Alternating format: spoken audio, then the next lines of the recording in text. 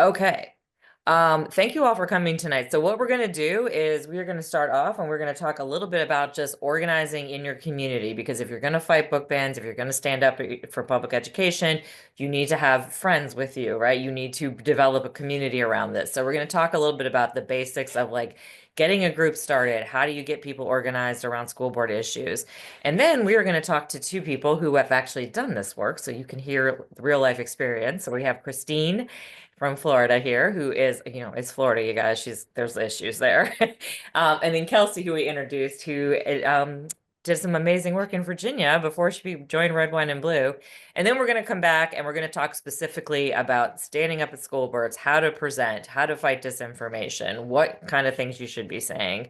And then we will end and take an opportunity to let you guys drop some questions in the chat. So if you have questions as we're going, feel free to drop those. All right. So, like I said, I really want to welcome everybody here. We do lots of these troublemaker trainings. I like to tell the origin story of that is that when we first started organizing in my fairly red county here and showing up at school board and city council meetings, it was really not well received because there had never really been opposition before 2017, and they started calling us troublemakers. And so we wear that with a badge of honor, and we want everybody here to be showing up, making their voices heard, and causing that good trouble in their communities.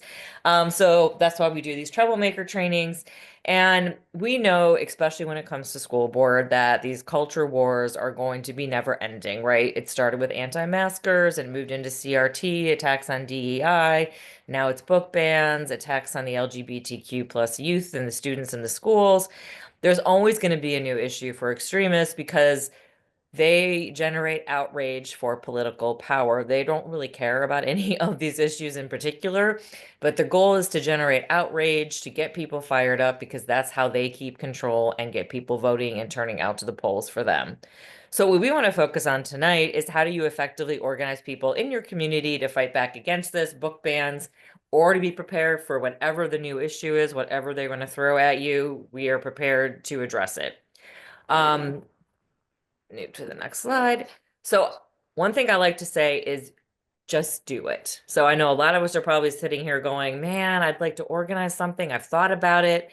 And I'm going to say this because it's true. Women also tend to question their abilities, right? I'm telling you this right now. You are absolutely qualified to organize and start building in your community. You do not have to know everything about every issue. You do not have to have done this before.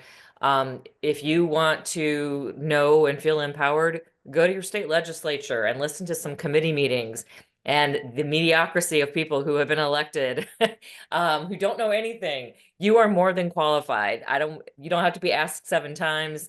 If you want to do this, if you're passionate, then you should do it. So just do it, just go for it. And I joke, I say, build it and they will come, with like the Field of Dreams movie, build it and they will come. It can seem a little overwhelming to get started, especially if you live in a red area or you feel very alone.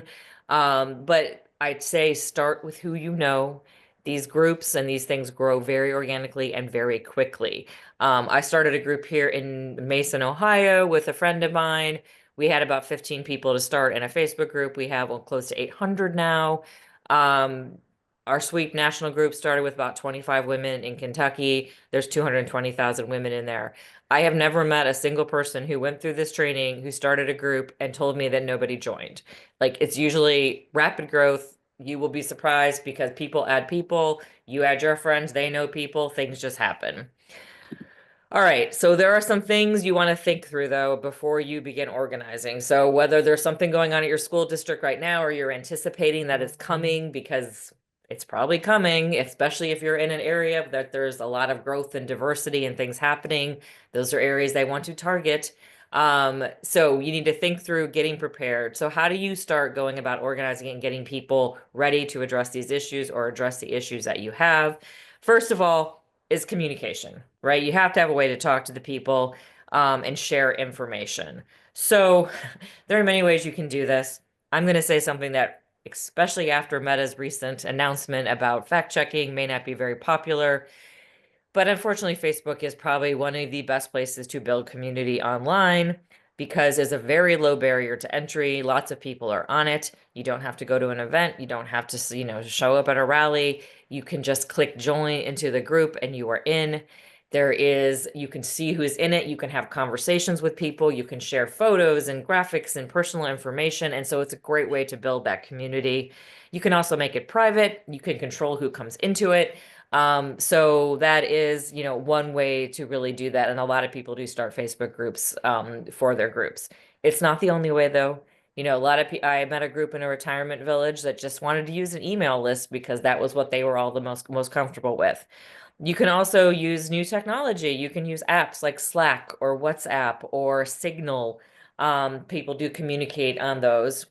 But whatever you think is going to work best. I do emphasize though that no matter what system you use, it is really important to try to actually get people's email and phone numbers so that you can connect offline. You can have that text group. You can have a way to reach people.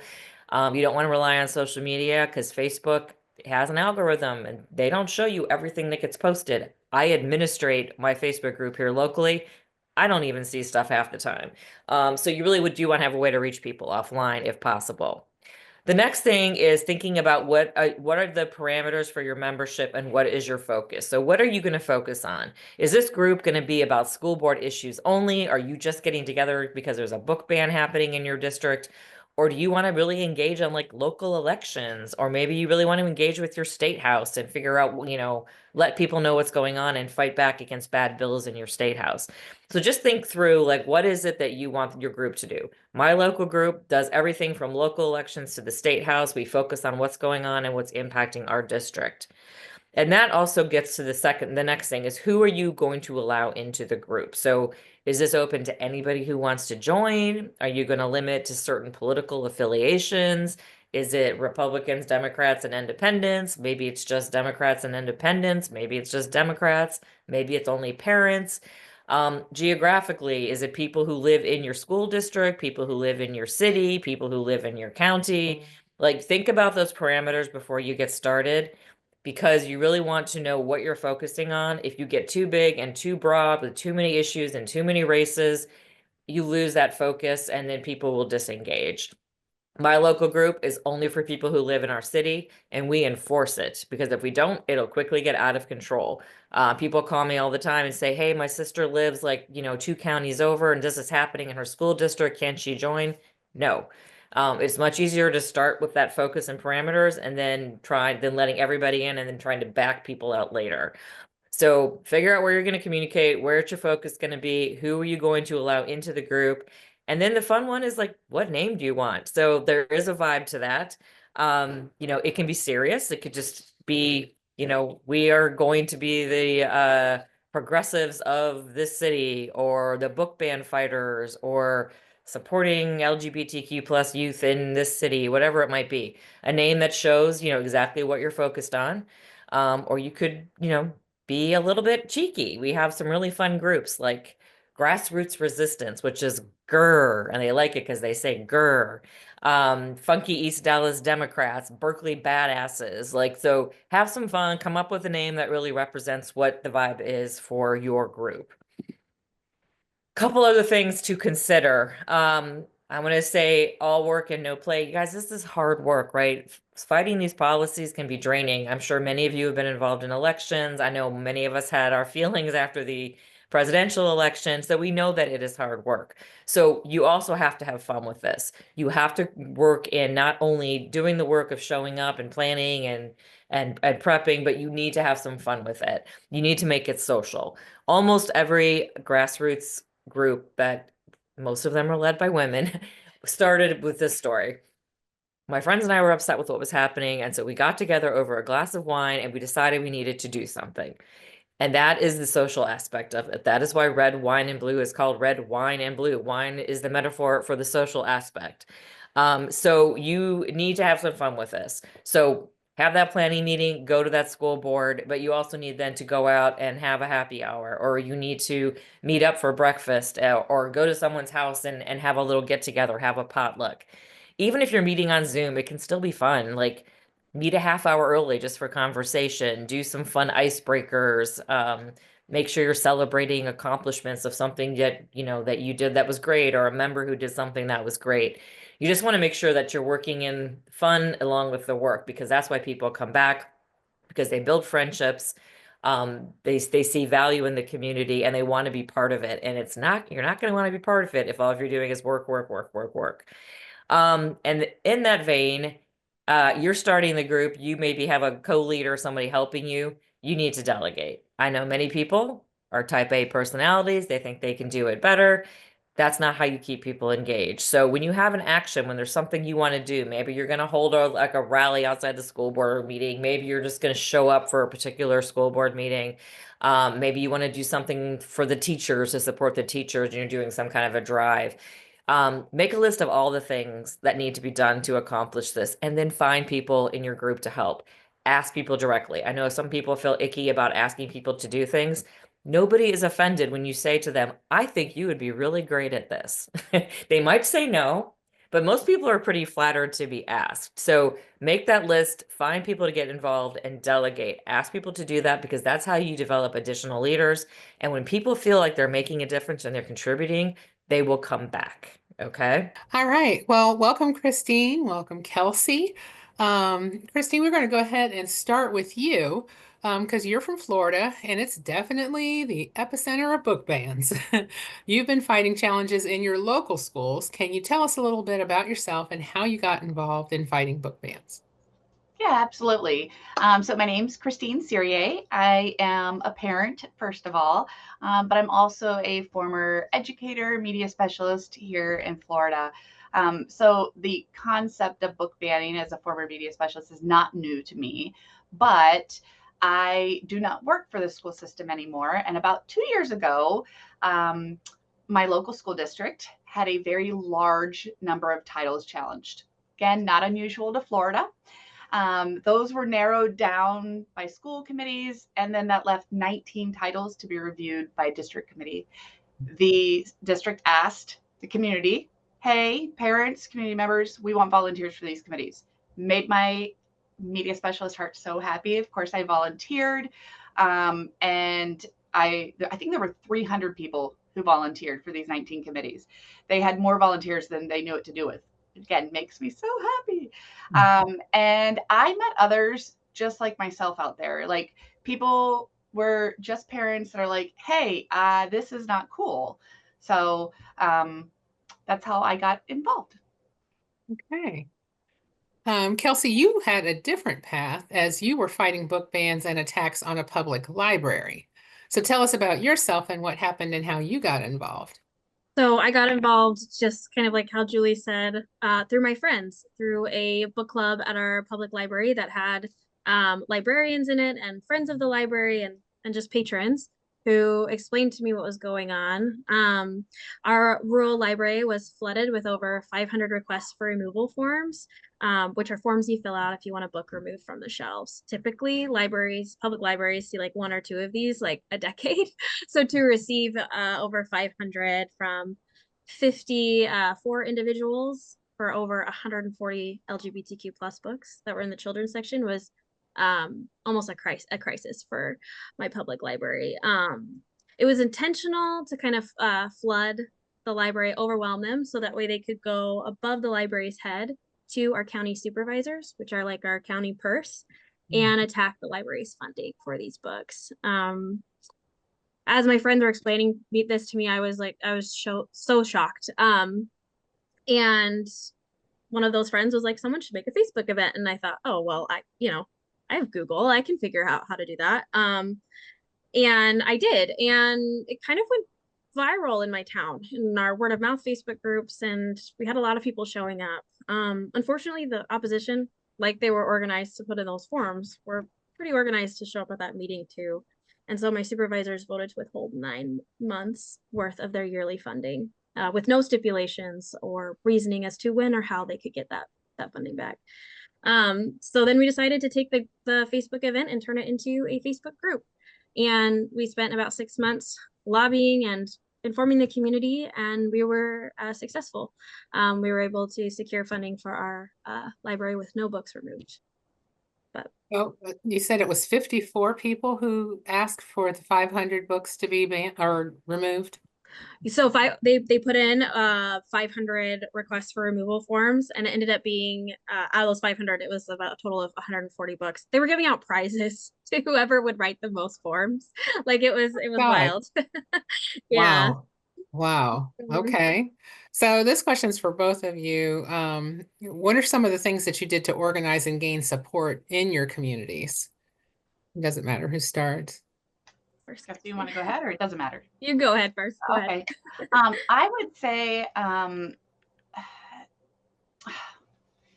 the most impactful, is that what you're looking for? Well, I mean, just things that you did in general. Okay. All right. So, Kelsey, I'm going to let you answer the first because I want to Okay, think on no this one. I worries. want to think on this one. So I think a lot of the work of organizing is taking complicated information and making it simple enough for people who are quickly scrolling on their phones or quickly having a conversation with somebody in the grocery store, to communicate that information to them.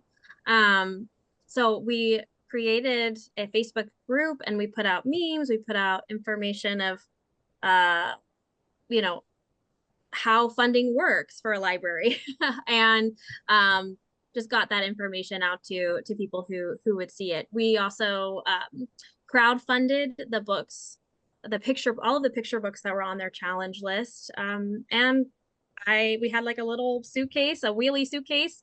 We called it the banned bookcase, and would bring it to meetings and to festivals so people could see how child friendly these books were. Um, so a lot of that is education, and then providing a place for people to meet and to talk to each other about these issues. So a Facebook group digitally, but also we rented a room in the community center where we would meet and talk and be able to lobby. So that's a perfect. So I will piggyback off that. So I met a group locally. I told you I've met others like myself, but in this, we're attending school board meetings. I met another group called Citizens for Truth and Justice and Education. But then I found there are many of them out here in my little town, or I thought we were a little town. And they started working with a local bookstore. And so we meet once a month pretty regularly in the local bookstore. They stay open late for us, and of course, shop and have fun there too. But that's important to meet. Online is important. I'm a, I don't know, zennial, I guess. And I think online is easy to get mass amounts of information out there, but it doesn't make that personal connection. So I think gaining support is just by talking with people. Like I said, like I went and I was like, oh, you feel this way too. And, you don't necessarily have to be on the same political spectrum to agree on something. So just talking out there, I think is important. Okay. Um, Kelsey, really quick, can you explain crowdsourcing? I saw somebody ask that in the chat. So we just made an Amazon wish list, and people would buy off the wish list, and then it was delivered to my home or anyone's. So where people can, because books are expensive, especially when you have like a good amount that you need to get. Yeah. Okay, so what were some of the actions or tactics that you found or used that you thought were the very most effective thing, the thing that just took it over the top? I would say, for in my case, speaking with board members, like Mm. individual, again, that connection with them, whether it be a telephone call, whether it be like, hey, do you have some time you can meet with me? And obviously, I can't meet with all of them, but meeting individually. And if you don't have that kind of time, write them letters. Most of the time they will write you back, and you can have a little conversation there. But there's something about that physical connection. I feel like that is pretty effective. Kelsey? Something that is unique to public libraries. I'm not entirely sure the legalities of school board, but those requests for removal forms were FOIA-able. So we were able to FOIA those and then post them online. So it's so much more effective for people to really see in their their own words how they view these books or how they were viewing LGBTQ plus people or librarians. That was so much more effective. A lot of that kind of stuff is not necessarily telling people, but showing people. So then they come to their own conclusions. And like that may be more unique to our situation, but check, see if it's an option. No, it definitely, you're absolutely right. I never thought to kind of put those out there. A lot of the times it is just everybody copy and pasting the same thing, but that's a great idea. Yeah, we've had a couple of different trainings on FOIA, so, and I'm sure we'll do it again because it's a really important topic. Can you So, what can you explain what advice? FOIA is, Julie? I'm sorry. Not everybody might know what FOIA is. You might want to explain what Oh, FOIA is. Freedom of Information Act. So it is your ability to request copies, like Kelsey said, of these documents that they're submitting to either question the books or remove the books or however it works in your particular situation. But you have the right to request the copies of those to see who is asking for that and what basis they're asking it for. So, and it is a really good tool to use to curb, this kind of action. So, what advice do the two of you have for people here tonight who might be interested in starting a local group to stand up for their public schools or their public library? I would say that it's okay to be out of your comfort zone. You know, when I worked for the school district, I didn't want to go and speak at school board meetings, but you had to do what you had to do. And when I didn't work for them, it was a little uncomfortable to get up there and speak, but I think that's okay. Know that you're not alone. Like I said, there are others out there, right? They could be your neighbor, you don't know. And there are so many resources out there. Even if you're like, I don't know what to do. For example, Red, White, and Blue, PEN America, Florida Freedom to Read. There's so many groups that have resources and are willing to, help you get started, even if it's, a couple of you meeting somewhere. Absolutely. So I have two. My number one would be to join a Trouble Nation team or to start your own. We didn't have them when I first got involved. And so I would have to, someone would tell me about an organization and I'd have to look it up and then I'd have to send them a message and then maybe they would respond, maybe they wouldn't respond. But Trouble Nation is like creating that network. And early on in these fights, like time is of the essence. And the more information and the more power you build early on, it just amplifies as the fight goes on. So join that. It's an incredible resource. And then, I think I'm piggybacking off of what Christine and Julia said, but don't be afraid of failure. Like do it anyway. Do it if you can't do it perfectly. There are so many people and organizations that are here to help you and to stand behind you. And we just have to take that first step of I always bravery. say, I always say, feel the fear and do it anyway. Yeah, Yeah. Oh, absolutely. one quick question, one last question. Now, Christine, I know that you said you were a media specialist, but how much organizing experience did you have before you started doing this? Zero. I had absolutely no experience doing this. And it's funny as you talk about good trouble and troublemakers. When it first started, my friend's like, "Man, you really are becoming such a troublemaker." And I was like, "Listen, it's okay." Like, so no experience for myself at all. It was just happened. Well, Kelsey, you are an organizer now, but before you started doing this, before you started with your local library, how much experience did you have? Zero. I was an instant activist too. Yeah. Well, I always point that out to folks because, people think, oh, well, you all have all this organizing experience. And no, we all start from zero. And this really isn't as difficult as a lot of folks might think it is. And I think you have more talents than you think you do. That too. That's Yeah. very true. Yes, absolutely. All right, so now what I want to talk about is you've got like the basics. You've started a group, whether it's on Facebook or whatever, or wherever you're doing it. And now you need to start actually taking action and showing up and doing something. So the couple things to remember. Usually the opposition is very small, but they are very loud. So and we're going to talk about this in a second, but you are the majority. No matter where you live, you are the majority. People do not like book bans. People do not like hearing that their teachers are being called pedophiles or that there is, I live in Ohio. They're trying to make our teachers felons. Like that is not popular. But they're very loud about it. And so it sounds like that they maybe do represent the community. So it's really important that you show up to show this is the majority. We want common sense. We do not want extremism. And if you don't show up, then the only voices in the room are these extremists. So it is really important to show up, that you represent the community, not the loud people. You are the counter narrative. You are there to go on offense and call them out on the BS that they are trying to sell. And your goal is twofold. You want to influence that Board of Education to make the right decision. But you also want to influence and inform your community, which is what Kelsey talked about, is people don't know what's going on. They're busy, they're running around with their kids and sports and jobs and household responsibilities. Then local news isn't great anymore in a lot of places. So they may not even know this is happening. So you definitely want to be the group that's being vocal, that's spreading the word, letting people know what is happening in their city. So I talked about this, but I'm going to emphasize it again. You are the majority. When it comes to education issues, um, this is not even close. You know, these are some older statistics, but I'm pretty sure that they haven't changed so many much in the last month or so, I'm sorry, in the last year since we've been doing this. 87% do not support banning books that discuss race. 83% do not support banning books critical of US history. 98% of voters support sex ed in high school, and 89% supported in middle school. There's nothing in our country that like 87, 90% of people agree on. So you are definitely in the majority.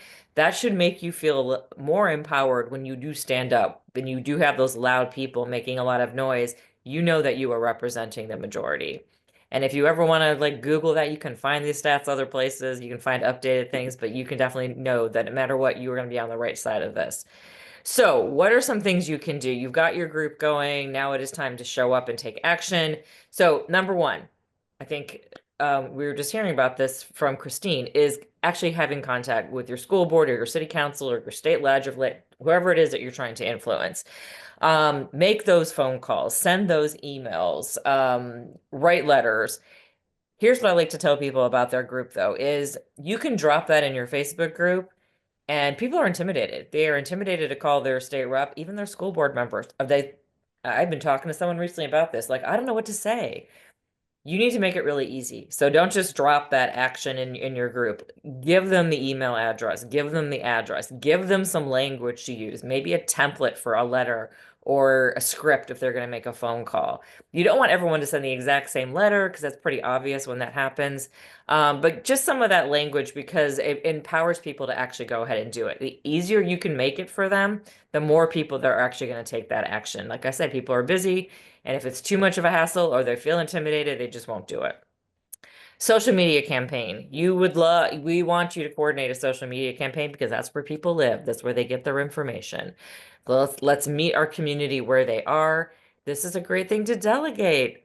Delegate. Maybe you have a person who's really good at social media. Maybe you have a graphic designer who can make some cute graphics or some things that will stand out online. Um, get other people to work on this. But like I said, part of doing this is educating the public. So you all sharing information out about what's happening at the school board. It could be a personal post about how this book ban is making you mad or a policy that's impacting your student. You can take videos. Most school board meetings are recorded. Maybe you've got someone who's good at clipping videos and they can make some videos that you guys can share out about either impassioned speeches or maybe some of the outrageous statements that get made. Maybe you have an extremist school board member who says some really crazy stuff, or maybe there's a parent who gets up and you're just like, what did you just say?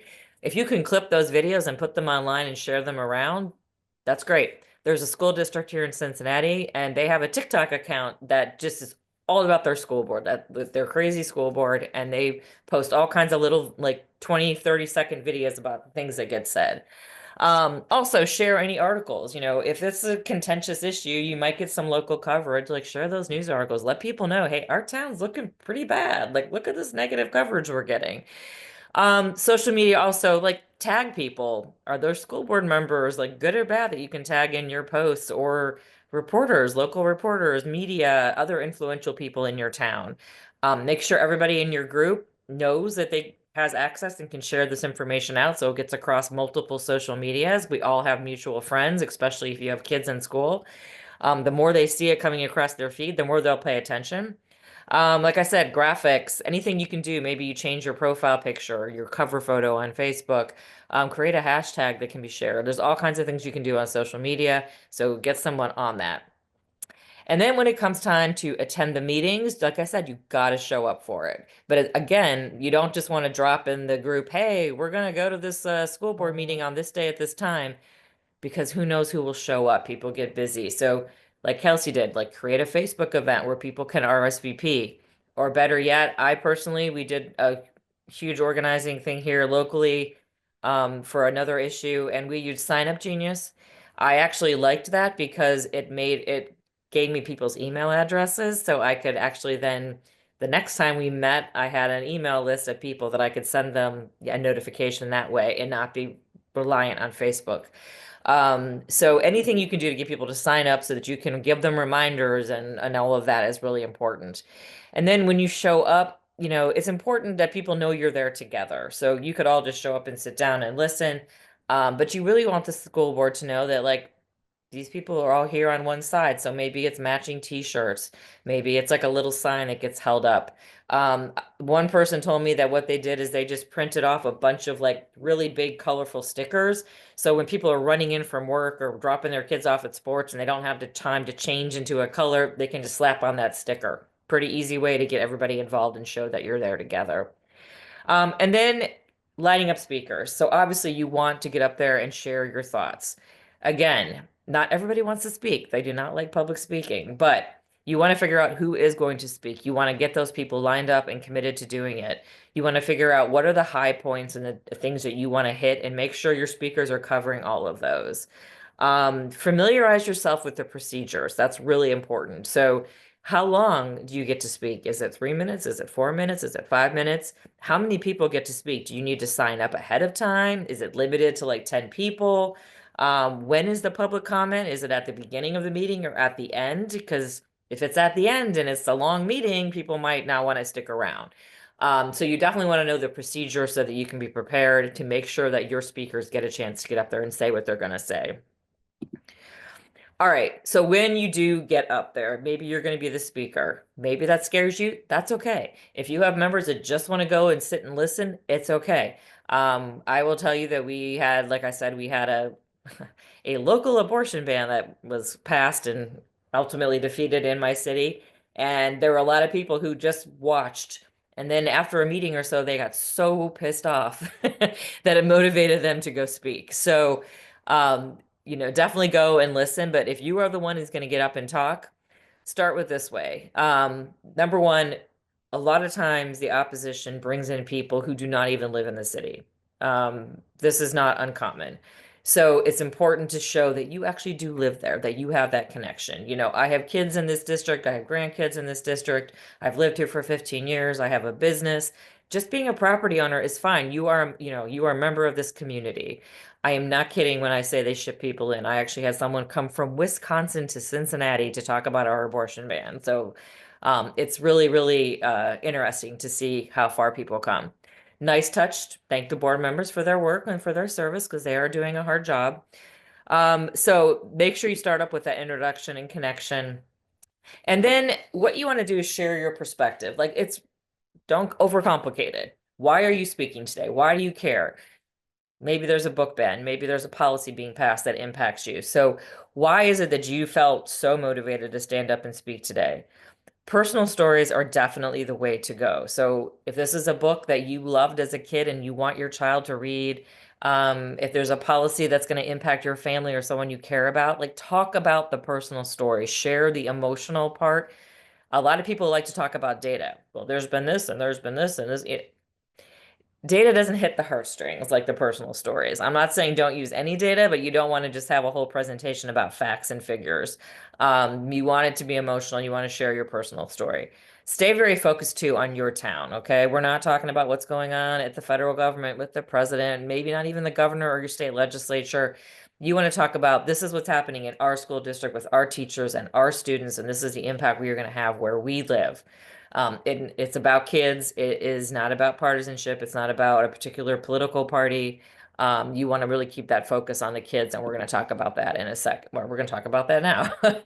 So you want to focus on the impact that is going to have on students. We did a study with another group called Advocacy for Youth, and these were some of the findings, is that the impact of what people do not want to hear is happening to their student is things like kids are losing their basic rights to safety and access to know about themselves, their bodies, and their histories. We want to teach empathy in our schools because I'll tell you the one thing that is really that people do not want to hear about is bullying. They don't want to think of kids being bullied. They don't want to think of their own kids being bullied.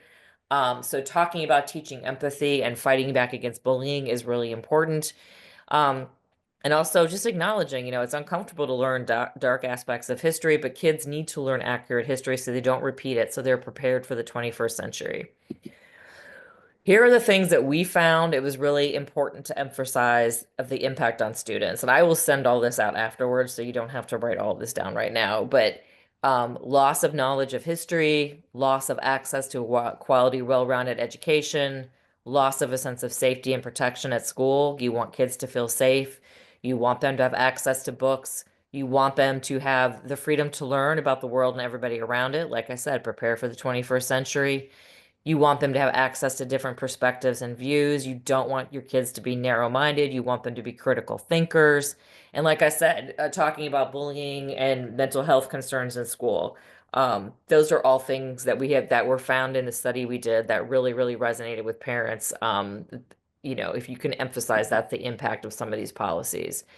The next thing is like talk about those, pick one of those or two of those like kind of impacts. And then the other thing, this is one of the data points that is helpful to use, is to talk about the sheer volume of bans. So if you don't know what it is, Google it. It changes every day. Go to Pen America or every library. Someone else put a link and I can't remember what it was. But you can find the number of bans that have happened across the country. It's in the thousands, okay? And if people who aren't informed hear that, just the sheer volume of book bans that are being driven, or maybe it's a policy that's like an anti-LGBTQ policy they're trying to pass. Google how many of those bans are going on, terrible laws are going on around the country, or heck, I'm in Ohio, just how many are going on at your own state house. And people are shocked. So just the sheer volume shows people that it is a political issue, that this is really an attempt by politicians to control people. If you can have a graphic or a visual to show it when you're speaking, that can be great. So you can connect those things. Here's the impact on our students. Here's the volume that they're really doing. And this isn't because, they care. This is because it's a political issue and these politicians are just trying to, grab power. The other thing I will point out that is really important, though, to kind of come from a place for the parents of acknowledging that, hearing this can be a little scary and overwhelming. And instead of taking action, it might make people fearful and just back off. So you want to say to the parents, hey, your job is hard. Technology is changing. All these things are happening, but we need to do what's best for our students. We're going to come together to make sure that our kids get the best education. And that's why we're here tonight. And we want you to join us, make it the hope and the empathy there and like welcome those parents in. Whoops. Okay. Disinformation. When you're talking about book bans, when you're talking about like some of these like anti-LGBTQ plus policies, there's so much disinformation out there. The most important thing that you can do is don't repeat disinformation. I had a friend who was going to speak at one of our meetings and she showed me her speech. And the very first thing she was saying was like, there's no pornography in our school library. And I'm like, nope, nope, don't say that. When you say things like that, or teachers aren't groomers, it's actually counterproductive. You think you're debunking it, but what you're doing is when you repeat the disinformation, that's what people remember. So maybe they walk away from that school board meeting and a week later they're like, wait, wasn't there something about pornography in our school library? Repeating disinformation is harmful, so don't do it. If somebody stands up and says something just really off the wall and you want to rebut that, just say, I heard so-and-so speak, and there is a lot of misinformation out here, and I believe that they are misinformed. You do not want to like repeat exactly what they said. What you want to do instead is just use something that is helpful and provides truthful information. So I think students need to learn accurate history. Teaching fairy tales doesn't prepare them for the 21st century. I think all students should be welcomed and accepted at school. Um, just state what it is that you believe as opposed to repeating the disinformation. Also defining the opposition. It's really important.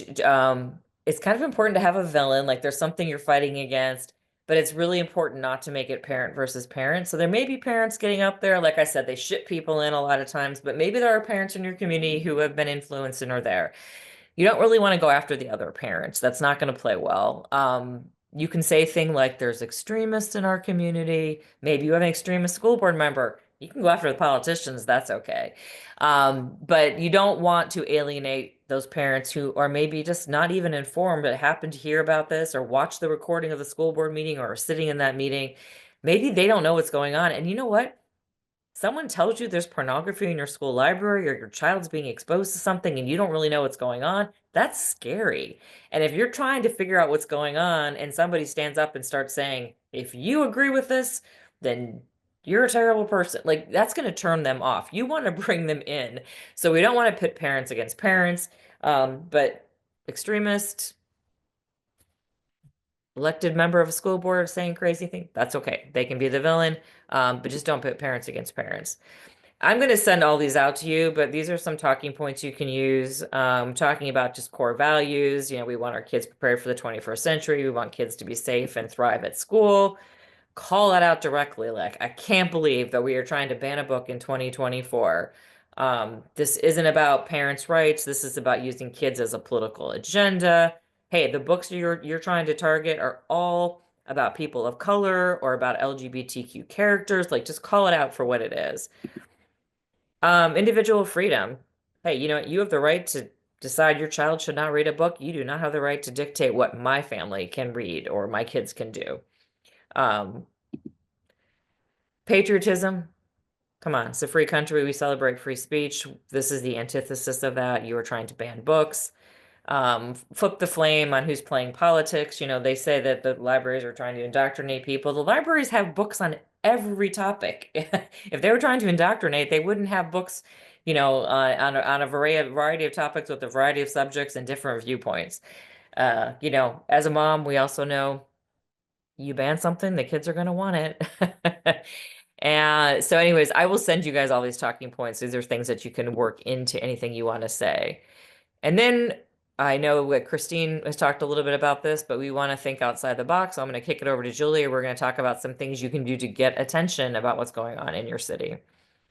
So one of the things that you can do is hold a positive event. So you could do a school supply drive to support the teachers.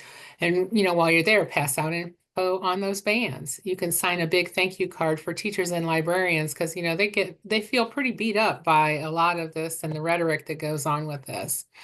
Pass out banned books at meetings. So people can really see what's in these books and how they're put together, because a lot of times they'll pick a few words and, you know, completely out of context. Stock those little libraries that are around most of our towns with banned books. Use sidewalk chalk messages. Highlight books that are being banned on social media. Share the subject, stories, and awards that they have won. Yard signs to support your side or support the students, because they also too feel like they're being bantered back and forth sometimes. Wear t-shirts with banned authors, books, and wording about bans. Hold a banned book club like we do here at Red Wine and Blue. It's good for parents and for students. And I know in one of the Texas districts, the high school students started a banned book club. Change your profile picture on social media to pictures of you holding banned books. And then the other thing that you can do is a read-in for banned books. We did this a couple years back. It was called the Read-In for Accurate Education. We held it at our state Department of Education when we had one. Any book worth banning is a book worth reading. There's a great quote there, but it was out, it rained the couple of hours that we were standing out there, but we sat and read silently. And our opposition that was there was screaming at folks and shoving people and just being completely obnoxious. And so we really look like the sane people in the room, which is one of the most important things to do. And I mean, I understand we were outside, but still. So remember that presenting a calm face to counter the yelling and shouting is just absolutely key. Reach out and support your teachers and your librarians. Learn the book review process at your school, because that's critical to know too. What is it that they're supposed to be doing? Because a lot of these um, school bans have not been handled correctly. So make sure that they follow the process that they have and watch other school districts and prepare. One other thing that I would add to this slide is if you are a teacher in a school district and you can't talk in your school district, go talk to a neighboring one. I know a lot of teachers have been doing that. They've switched school districts so that they don't get in trouble on their own. So that's also something that folks have done. So go ahead, Julie. And then we have resources on our website, redwine.blue. We have a parent playbook that gives you a lot of these ideas that we've discussed tonight. We have a troublemaker's guide to getting shit done that is also very, very handy. You want to go and download both of those and, flip through them. They give your groups great ideas on what to do. And then I saw a question in the chat about troublemaker training, or troublemakers actually, and Trouble Nation. Was it Trouble or Tribal? It is Trouble Nation. We have 521 grassroots groups in 49 states, over 102,000 plus members. So, we can't be everywhere. We have 5 targeted states, which are Michigan, Ohio, Virginia, North Carolina, and missing one. Pennsylvania. Pennsylvania.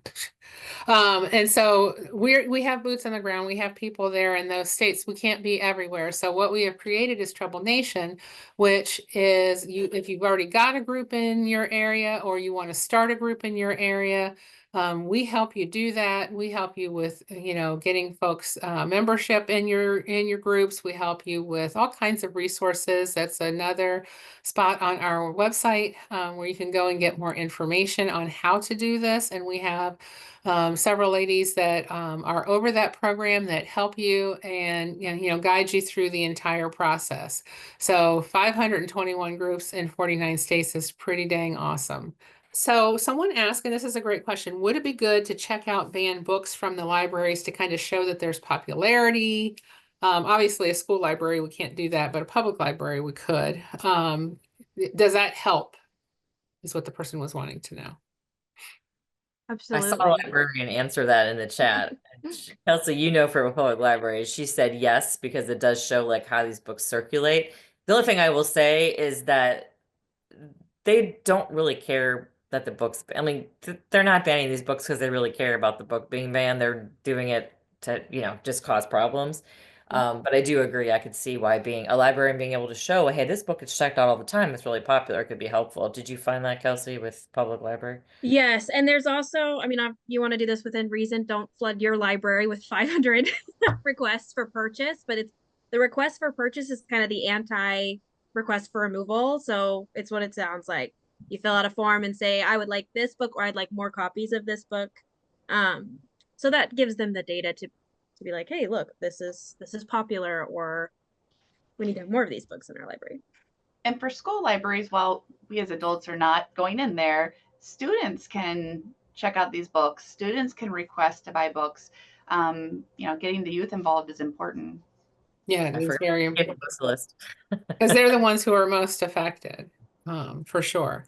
So that actually question, which is, do you make a point of if the complaints are coming from within the community versus outside of the district or community when you do these, FOIA requests and figure out who it is that's actually doing it? We do locally as we're looking through our things. Ours have all been locally people, but neighboring districts have found people who aren't even in the state making requests. Well, I know that we had a stat that said something about there were 11 people that were doing a lot of these requests across the nation. And I can't remember the number that they had done, but it's something astronomical and ridiculous. But they don't live in these districts where they were actually requesting this. Yeah, and I think that's an important thing. If it's really not coming from within your district, to point that out to your school board because, they're elected officials. They want to be reelected maybe. And then also, I think it's a little outrageous if you tell your friends and neighbors that these are coming from outside the district. We had someone who was in a neighboring county who was actually running for school board, and we put them on the list of people who submitted them, and then they didn't win their race. Not just because of that, but that kind of stuff is people need to know. Mm-hmm. Someone asked if your library has a banned book display. And some folks did answer that question in the chat, and some said yes, that they did and that they were up year round. But what's your experience, Kelsey? So I would say my library is trying to lay low a little bit on the displays, and I know unfortunately that's kind of a consequence of this is librarians are starting to self-censor a bit. But that may just be, my situation where I'm seeing issues. Yeah. So again, down here in Florida, I'm feeling the same thing locally. And there have been a few that are like, you know what, I've always had a banned book display. I'm going to keep doing it every year. And some of them have had repercussions from that. So it is real. And I was going to say, I saw this in the chat, but I just want to say, so if your library is not displaying, but you want to know what books are being banned, PEN America, PEN America tracks book bans. Every library, the American Library Association, like there's lots of resources online to find banned books. So that's a good way to go if you don't have like a library that's displaying things. Someone asked if there was a public wish list on Amazon of banned books that folks could buy from. And to my knowledge, the answer to that is no. But also, it would be great if you have a local bookstore in your town, and you could get these books from there versus getting them from Amazon, because it supports local and buys the books at the same time. So just something to kind of keep in mind. Again, you can get the list of the banned books from Pen America, and then you can go to your local bookstore and get them. So I mentioned in the chat, the local bookstore that I was working, we were working with here, they started a free little library outside for banned titles. And they're not Amazon, obviously, but they put it out there in social media of like, call us, we'll order the book, you just pay for it over the phone. So, they tried to do it easy for people. So then someone asked if school boards publish agendas before their meetings, and most of them do. The answer to that is yes. Most of them are required to do so as well. So the answer to that should be yes, universally, but I always know there's outliers out there, so don't want to say that. Then I thought this was a really great question. I don't know which one of us could answer it though. Does anyone have any experience being LGBTQ and speaking out because they don't want the focus to be on themselves? They want the focus to be on, the agenda, the banned book or whatever, the extremism that's happening. Does anybody know someone or? I'm not sure. I can only speak for myself and my opinion here, but I I think it's not putting the focus on yourself. They're literally trying to ban the experiences and the stories and if our libraries are a representation of people and stories and things that we're allowing in our society, the fact that they're trying to remove that, I mean, it's so much more than a book, right? So don't limit yourself by thinking it's putting the spotlight on you. Obviously consider your safety in these issues and your mental health, but I think you should tell your story. You deserve to. Because like I said, the personal stories and the impact and like wanting to see yourself in your curriculum, it's the same thing when they're trying to ban DEI programs or books by Black authors. I want students to stand up for that. My kids are biracial, so I would stand up and say my kids deserve to see themselves in books in their school. They deserve lessons. I think you should emphasize that. That's the personal story, that personal impact. Don't censor yourself. Yeah, someone just said in the chat, maybe reaching out to like local PFLAG groups or, pride groups. That's a great idea. Mm-hmm. Yeah, I saw that too. I thought that was great. All right, well, those are the questions that I have found, Julie. Well, it's 8:30. We are like perfect timing. So thank you all for hanging in and learning. I will send an email probably tomorrow. I need to kind of gather some resources with everything we talked about, book ban talking points and some other stuff so that you can have that. Please go to our website and check out the guides. It's under, I believe we redid our website. Now I've lost track of where things are. So yeah, redwine.blue/guides. I think you'll find it. Anyways, we hope you guys learned a lot tonight. Thank you to Christine and Kelsey for joining us and sharing your story. And we will see you soon, hopefully. Everyone, have a great evening. Night. Bye.